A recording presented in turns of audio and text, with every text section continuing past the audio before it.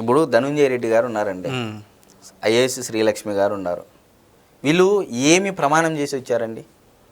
దేశానికి సేవ చేయడం. సేవ చేస్తాము, మా ప్రాణాలు ఒడ్డైనా మా తెలివితేటలు సామర్థ్యత నైపుణ్యం అన్నీ రాష్ట్ర సేవ, దేశ సేవ కోసం నథింగ్ బట్ ఆ దేశంలో రాష్ట్రాలు మూకుమ్మడిగా ఉంటాయి కాబట్టి మరి అలాంటి దేశ సేవ చేస్తామని ప్రమాణం వచ్చినటువంటి ధనుంజయ రెడ్డి గారు కూడా ఒకరే కదా.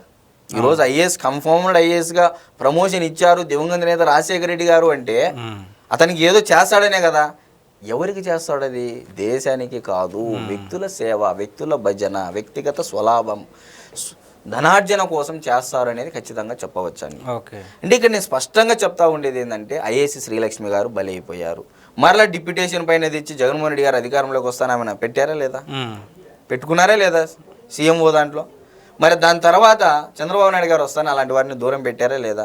అంటే ఎలాగుంది ఈ ఐఏఎస్లు ఐపీఎస్లు ఈ మధ్యకాలంలో వచ్చేటువంటి వారు కేవలం రాజకీయ నాయకుల భజన, వ్యక్తి స్వామి భక్తి. అంటే దేశం కోసం భక్తి కంటే, దేశభక్తి కంటే స్వామి భక్తి ఎక్కువైపోయింది. ఎవరైతే మనకు కలెక్టర్గా ప్రమోషన్ ఇస్తాడా, మరి మంచి హోదాల్లో వివిధ స్థాయిల్లో ఎవరైనా ప్రమోషన్ ఇచ్చే వాళ్ళు ఉన్నారా, వారిని బట్టి ఈ విధంగా ప్రమోషన్ ఇస్తే రాజకీయ నాయకులు కూడా ఐఏఎస్ ఐపీఎస్ ఆఫీసర్లను చెడగొడుతున్నారనేది కూడా మనం ఖచ్చితంగా చెప్పవచ్చు.